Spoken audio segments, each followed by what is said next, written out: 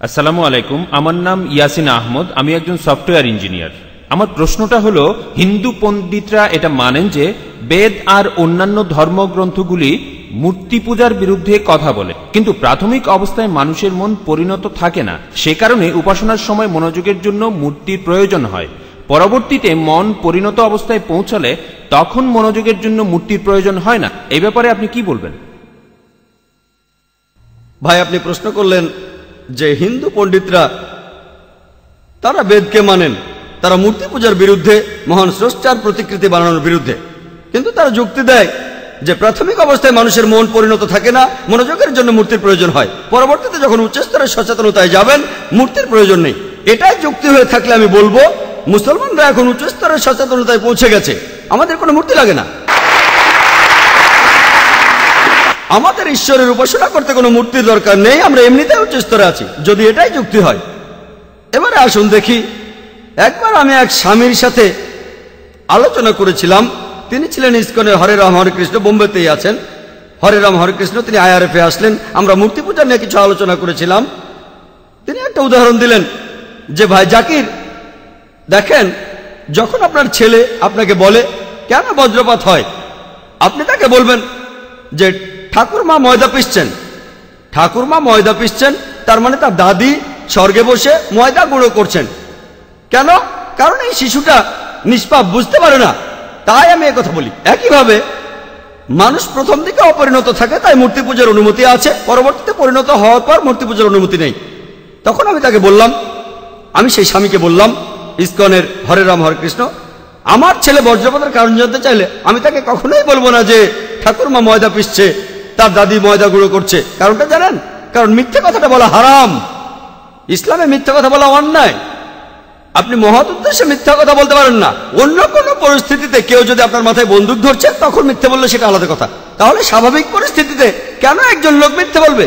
কারণ যদি আমার ছেলেকে বলি ঠাকুরমা ময়দা পিসছে, দাদি স্বর্গে বসে ময়দা গুঁড়ো করছে, সে যখন স্কুলে যাবে, তার টিচার যখন তাকে শেখাবে যে উপরে গরম বাতাস আয়তনে বেড়ে যায় বলে আকাশে তখন বজ্রপাত হয়, সে ভাববে টিচার মিথ্যে বলছে। আর পরে যখন সত্যটা জানতে পারবে, সে বলবে আমার বাবা একজন মিথ্যাবাদী। ঠাকুরমা কোনো ময়দা পিসছে না।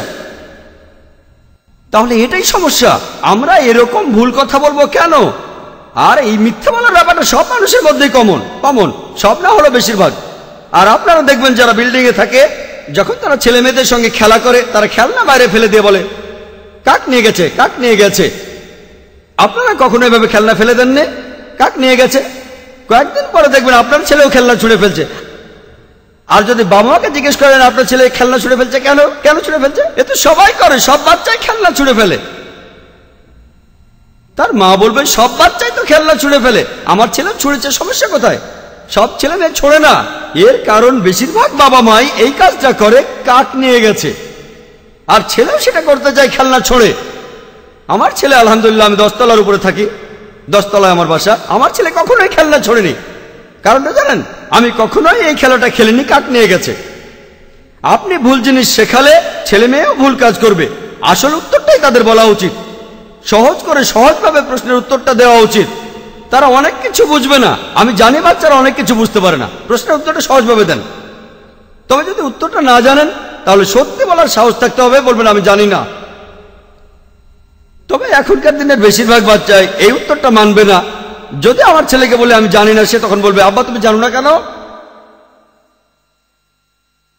তাহলে আপনাকে এই ব্যাপারে হোমওয়ার্ক করতে হবে, আপনাকে উত্তরটা বের করতে হবে।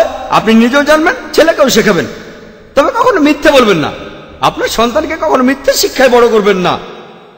আরো কয়েকজন পণ্ডিত আলোচনা করার সময় আমাকে উদাহরণ দেন। দেখেন জাকির ভাই, আমরা জানি বেদ মূর্তি পূজার বিরুদ্ধে, আর মূর্তি পূজা করা ঠিক নয়। ধরুন ক্লাস 1-এ পড়ার সময় মন অনেক অপরিণত থাকে, তখন মূর্তি পূজার প্রয়োজন আছে, কিন্তু যখন গ্র্যাজুয়েট হয় তখন মূর্তি পূজার আর দরকার হয় না। তখন আমি বললাম যে যদি কোনো লোক স্কুলে পড়তে যায় ক্লাস 1-এ, কোনো বিষয়ের ভিত্তি বা মূল ধারণাটা শক্ত হতে হবে। যদি ভিত্তি আর মূল ধারণা শক্ত হয়, ভবিষ্যতে তার জ্ঞানও শক্ত হবে। ভিত্তিটা দুর্বল হলে তার জ্ঞানটাও দুর্বল হবে। তাই যদি টিচার শেখান, ক্লাস 1-এ অঙ্ক শেখান 2 যোগ 2 সমান হবে 4, এরপর সে যদি ক্লাস 3, 4, 5 এভাবে পাশ করতে করতে তারপর গ্র্যাজুয়েট হয়, এরপরে সে যদি গণিতে পিএইচডিও করে তারপরেও 2 আর 2 সবসময় 4 হবে। সে হয়তো শিখবে ত্রিকোণমিতি, বীজগণিত, লগারিদম, কিন্তু তারপরও পাটিগণিতের এই যোগ 2 যোগ 2 উত্তরটা একই থাকবে। যদি সে টিচার ভুল শেখায় 2 যোগ 2 সমান 5 বা 2 যোগ 2 সমান 6 ক্লাস 1-এ শেখায়, এই ছাত্রটা গ্র্যাজুয়েট হলে তখন কি হবে? সেজন্য মূল ভিত্তিটা আসলে শক্ত হওয়া প্রয়োজন, মূল ধারণাগুলো সবসময় শক্ত হওয়া প্রয়োজন।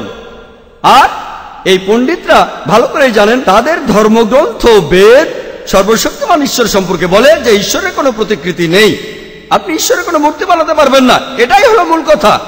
আমি তাদের বললাম, আপনারা যখন দেখছেন যে একটা ধর্মের অনুসারীরা ভুল কাজ করছে, আপনার দায়িত্ব শুধরে দেয়া। আপনার ছেলে যদি বলে 2 যোগ 2 সমান 5, আপনি চুপ করে থাকবেন?